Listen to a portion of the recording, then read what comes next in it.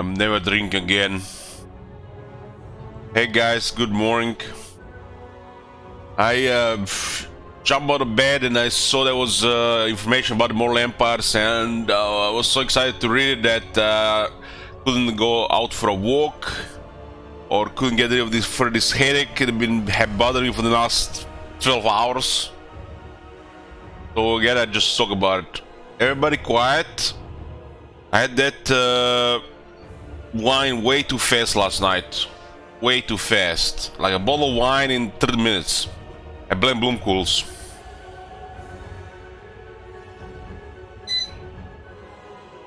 So, what do we have here? Oh man, my head.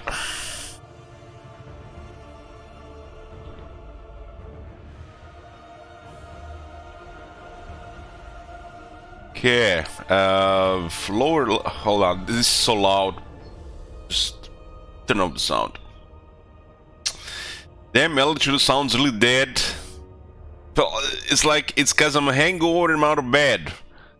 It's like, in 2 hours I've been perfect. But who has 2 hours to wait? We gotta read this shit and farm Diablo and play Fallout New Vegas. So, boys, we get some news about Immortal Empires. An introduction to Immortal Empires behind the scenes. That sounds, you know, sounds like there's something here. And somebody already spoiled me, you know, something that puts a smile on my face. So we're gonna go through it and talk about it for a bit. This is gonna be today instead of Gwent, and then we're gonna switch Diablo to Resurrected, and tonight Fallout New Vegas continues. We're not gonna be playing Warhammer 3 today.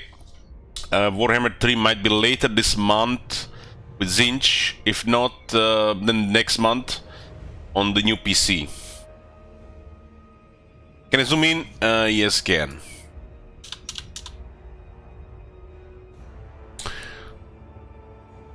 Okay. So let's read what it says here. Immortal Empires is easily the most anticipated game mode coming to Total War Warhammer 3. No shit. And it presents the world-encompassing vision we have been working towards since first partnering with Games Workshop nearly a decade ago. The combined battlefield brings everything we have built throughout the Total War Warhammer series into Warhammer 3, including the races, factions, units, and legend lords, all of which will find their home on a massive battlefield that spans the Warhammer world. In every respect, it's the most ambitious project and hands down the most complicated one. Oh boy, they say complicated one. Oh yeah. It's this either that's fucked something up, something is fucked up, or it's gonna be buggy, or so soften the blow because they're listing a beta. We have ever attempted, and we are thrilled to begin sharing more about the game mode now and in the weeks to come. For all of you looking to get your hands on the Immortal Empires, we're aiming to roll out the beta version of the game mode this August. Oh man, August is not next month. We got 2 months. August. So what do you guys think? Second week of August, third week of August? Is it first week of August? Or is it the last week of August? Don't worry, we will explain exactly what we mean by beta further below, but first we want to spotlight some what we will be bringing to Total Warhammer 3. Spotlights.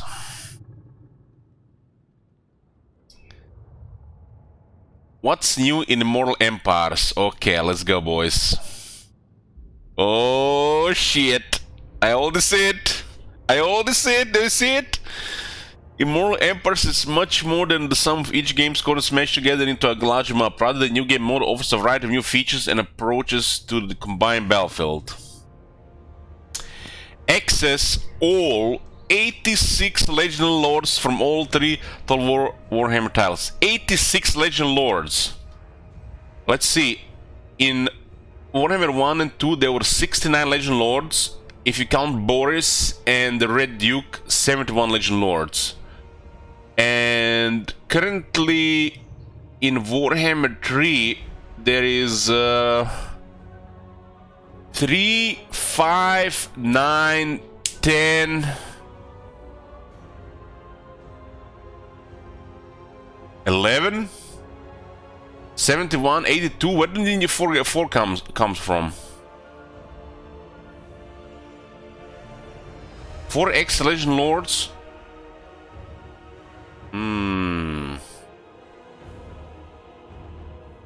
I guess the one they announced. What they call it? The champions. 4 champions. So gonna be 4 new Legion Lords on Immortal Empires. Be'lakor is now a Legion Lord with his own faction. Oh shit. Elich happy.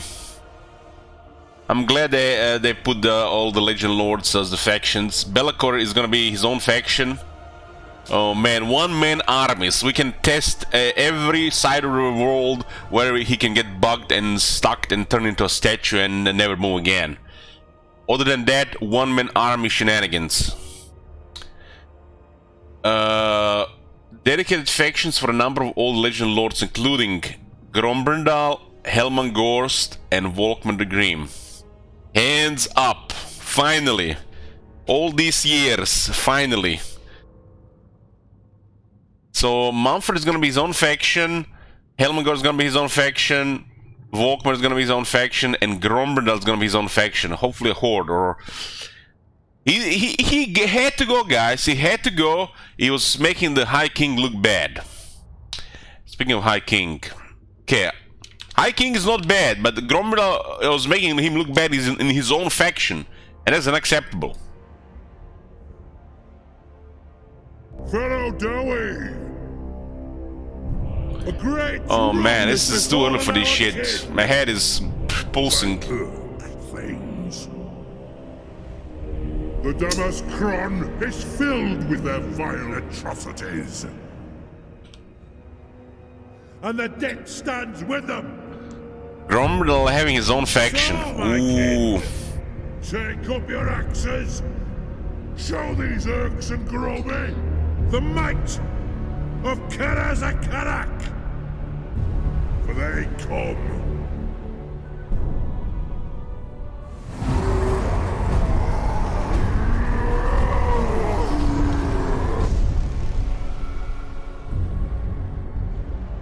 Ready axes.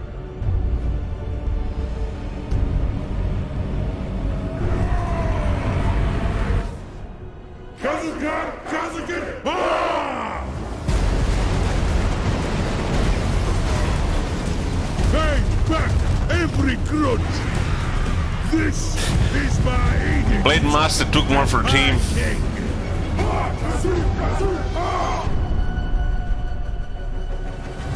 We will repulse these vile creatures with our dying breath and renew the Karazhan Core.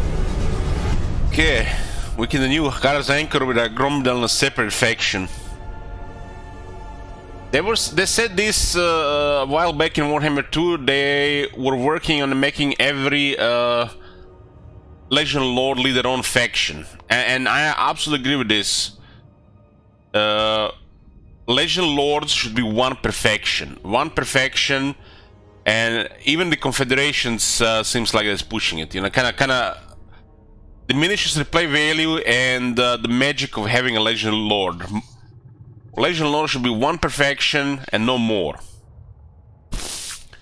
And this is great that the factions that had multiple Legion Lords, like the Empire, Vampire Counts, the Sylvania, and Karazakarak, will now have one Legion Lord to begin with.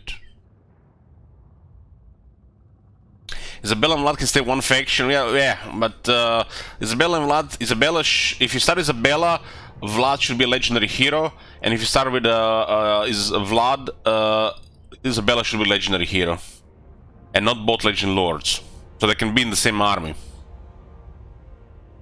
New starting location for 29 of the older Legion Lords. What? 29? Holy shit. I guess 2 of them will be Chaos. Volkmar, Helman, Grombel, that's 5. What about the other 24?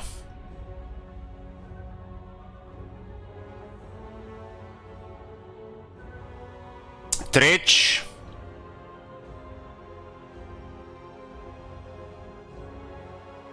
What the hell? Gringor? Katep maybe? I guess if they say new starting location, means they made the map larger and they moved things around. Glanation is gonna be in Grand Kate. This tells me that the map got larger and they moved things around.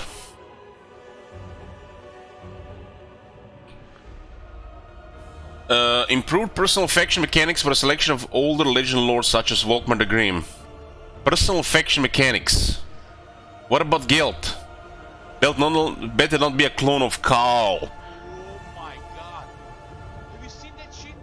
Holy shit. I think they moved Guild as well. I feel like they moved Guild too. Thank you, subsidiary and crazy tourist. I'm gonna get a sip of coffee here. 1 second.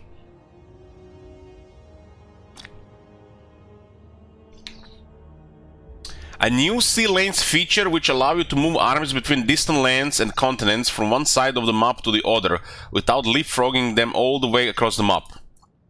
God damn, we were talking about this. We were talking about this, how this should be added. Especially when we saw the bottom of between Lastria and Southlands and the seas around the Dragon Isles. So you basically get to that point and you can travel to the other parts of the world. Kind of like in the Immortal War. This is good. This was kind of expected, right? A new dynamic endgame scenarios. Randomized mid to late game challenges we are introducing to challenge the late game steamroll, where the player is so powerful that there is little to no challenge left and less of a reason to complete the campaign. Think Greenskin invasions or resurgence of the undead as a few examples. Ooh, Greenskin invasion, resurgence of the undead. Dave's been playing Battle Brothers. God damn. Greenskins. Nagash confirmed, boys. Nagash confirmed. The whole dead will be vampire corruption and everybody's gonna die. Revamped victory conditions. Most players don't end up finishing campaigns and we want to give them better reasons and a greater level of satisfaction. For doing so as such, we've simplified the victory requirements into more meaningful objectives while avoiding any arbitrary playstyle requirements. Get the fuck out of here. They're telling me all the good stuff here. It's telling me all the good stuff. Corruption rework. Players will now have new tools for spreading and reducing corruption through more active usage of their armies. Small amounts of natural reduction will also be available to uncorrupted factions. Huh. As you can see, on top of the enormous collection of content, there are plenty of new features and improvements on the way, including a new lease on life for many of the old legendary lords. We'll be talking about each of these points in the weeks to come. So watch out for more deep dives into them in the future. So we can try testing the Immortal Emperors in 2 months. Why we are calling it a beta? When Immortal Emperors arrive this August, you will notice that it initially appears with a beta tag until such time as we feel it no longer applies. When we first mentioned this earlier this year, we noted some more concerns being raised within the community about the decision. Will the Immortal Emperors be finished when it launches? Will it be implemented in smaller parts over time? How long will it take? How long do we have to wait until it's fully playable? Mortal Empires and Mortal Empires type of stuff will never be finished. Never. That will always gonna be work in progress, right? But they're adding beta to it makes me a little bit worried. There are all fair questions in the absence of the proper context, so we want to take a moment to explain why we made this choice and what you can expect from Mortal Emperors when it actually arrives this year. To begin, we need to talk about how Immortal Emperors is built. They wrote. In order to create the game mode, the development team had to collect and combine the content, features, mechanics, systems, and code from 3 different code bases into a single mega campaign. Now, taking big chunks of content data and code from one game and porting them into another is always a challenge. Speaking from experience in this regard, it takes a significant amount of time and tailoring to get all the pieces to play nicely with each other and work properly. Even after technical implementations are done, there are still bugs to find and fix, as well as a significant amount of playtesting to ensure that. What are you talking about playtesting? We wouldn't want to be playtesting this. This is better, right? As an example, one race isn't ridiculously under or overpowered, or that each race's unique features and mechanics are working as intended. In short, Immortal Empires isn't just a port of content from one game to another, it's a mountain of phenomenally change-sensitive technical work. Here are a few examples of what's still being done as we speak. Lighting across battle maps is more advanced in Warhammer 3, so it takes time to get all the old environments re-altered to meet the same current standards. Achieving parity across other details such as the UI, character models, VFX, audio, and general game balance will be a gradual process that continues over time. Corruption is also a biggie. We changed how it works quite fundamentally in Warhammer 3, and we are doing even more to improve it in Immortal Empires. It's a game system that touches every playable ways regarding how they exploit, react to, or suffer from corruption. It's a system that will continue to evolve until it settles in a good place. These are just a few of the more visible items that we have to contend with, and there are many more that could be a blog, or frankly a novel of their own. We're determined to get Immortal Empires into your hands, but we want to be realistic. It won't be a final finished product on day one. Just as Immortal Empires wasn't its launch in Warhammer 2. Oh, yeah, it's just as Realm of Chaos wasn't on day one.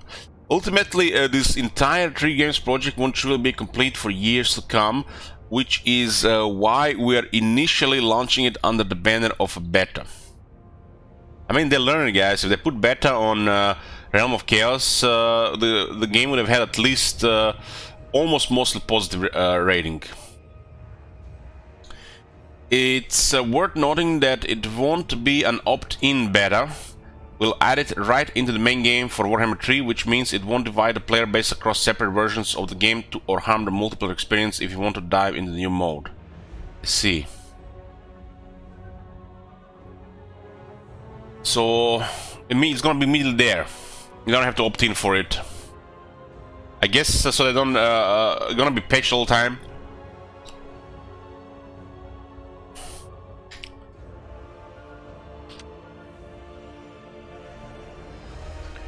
So what will Immortal Empires be like come August? At present, our aim is for the mode to be fully content complete in terms of the available races, factions, legend lords, units, and geography, as well as all the extra features and improvements noted in what's new section above. You'll be able to start a full sandbox campaign to play and conquer however you wish, use any legend lord accessible based on your game ownership from any of the 3 games, or experiment with all the legend lords benefiting from their revamp, especially Gorst. Ho ho. Ho ho. What does that ho-ho mean there? Given the sheer scale of the project, there are bound to be some visual and technical bugs, and we'll be providing a known issues list when Immortal Empires does go live. Nevertheless, we are confident the game mode will be massive, packed with content, functional, and fun day one. The evolution of Immortal Empires. The moment the Immortal Empires Geta goes live, its life truly begins. In the years to come, we'll continue honing and improving it, adding new features and improving existing ones, and introducing new content to help it grow over time. Throughout this process, we'll want to hear from you about what you like and yes, what you don't. Want to understand your impressions on things like the balance between factions, trends you're spotting across the campaigns you play, or anything that just rubs you the wrong way. Looks like not taking any feedback from Realms of Chaos backfired hard, and now they're just, thinking like they're the angels of the industry and they're accepting any and all feedback. We have set up dedicated feedback channels for you to provide your thoughts, and we'll also be keeping a keen eye on the popular community hangouts like the Total War subreddit. Major patches will still arrive alongside new content packs as they did in Warhammer 2, but we'll also be releasing interim patches between the content packs as well. When we start seeing trends around certain topics and features in Immortal Empires, we'll bring those items to the forefront of the queue and react to your feedback as quickly and efficiently as we are able. So, Archmagnons start bitching about the Dead Guard 2 months ahead of time, so they take feedback and they give them +1 melee attack. With all that in mind, when the Immortal Empires Gather goes live, the best approach is to consider this Phase 1. It'll be the most enormous and very strategic sandbox you've ever created, with all the context you expected more. Content. And we know that they only get better over time. More to come, so stay tuned about more about Immortal Empires and all the cool stuff coming to Warhammer 3. Oh boy. Guys, when I see this, 86 Legion Lords, day 1, all have their own factions. Walkbar separate, Helmangor separate, Gormandel separate. I'm dangerously close to being hyped. Dangerously close. Deep breaths, Elich. Deep breaths. That's gonna be what a day 1. Who is even going to play Realm of Chaos anymore? Just complete all the achievements and never play that part of the game. Hopefully they never add any new content to it or new achievements to Realm of Chaos. Otherwise we're gonna have to play that garbage again. This is the game. This is the game, and it's coming in 2 months. Well, until then guys, let's play something else. Please quit. Where's the quit here? We're gonna get a drink and let's go farm Diablo. Be back.